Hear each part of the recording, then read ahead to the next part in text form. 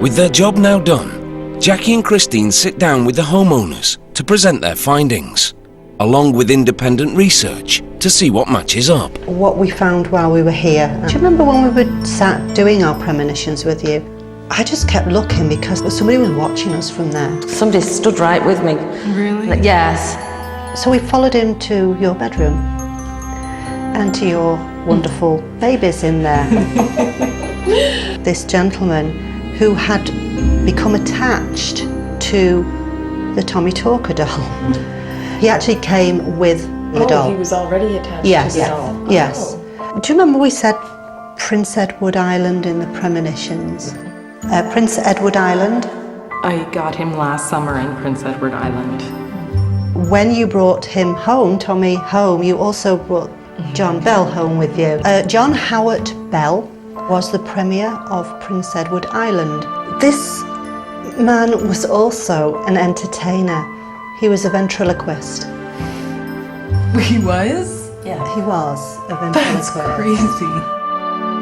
John Bell was the Premier of Prince Edward Island from 1919 to 1923. After leaving politics, Bell turned to what had formerly been a hobby and became a children's performer and ventriloquist. He lived in Summerside, the same town where Bob and Nancy had purchased the doll. Do you remember we also talked about a car accident in the premonitions? Somebody who passed in a car accident. Christine experienced pains in her head and she kept getting these pains. Oof, you got that again? I'm just wondering whether this is with the gentleman, I don't know. It's John Bell. He was crossing the road.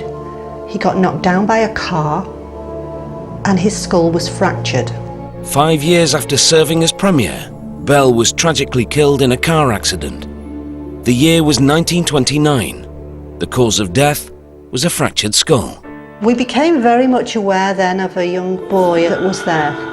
This little boy told us he was there to help, and we gave the name of Lawrence Larry McNeil. Lawrence.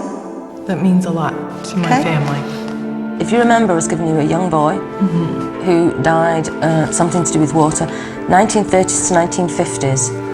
So we believe this is Larry, who is your mother's brother, who is in the spirit world. Yes.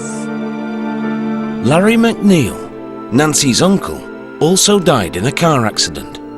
The year was 1958. He was only 8 years old. The circumstances of McNeil's death are eerily similar to those of John Bell. The spirit, he apparently felt compelled to help. And they both died in car accidents. And your lovely uncle, Larry, he understood. He was wonderful. Really? He took him by the hand and he took him right through to the spirit world, and it was so lovely, so gentle how he'd gone through.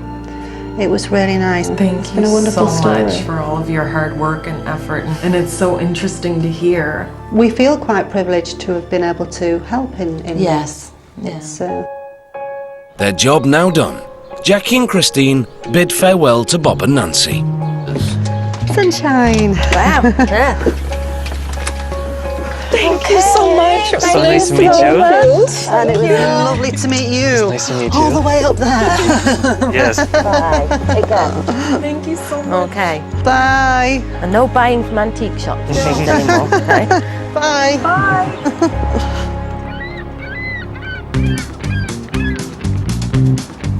As they wait for the ferry, they review the case. That was a sad story, wasn't it? That's so moving. She must have had, what, 8 or 9 dummies? Yeah, but we're not dummies, are we? No, We are dummies. we're not dummies.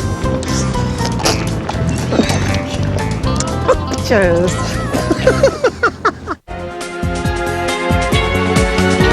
Trauma team are back at midnight and come to the rescue of a man who was literally mowed down by a speeding car whilst mowing his own lawn. After the break though, a double bill of real life everyday heroics in A&E.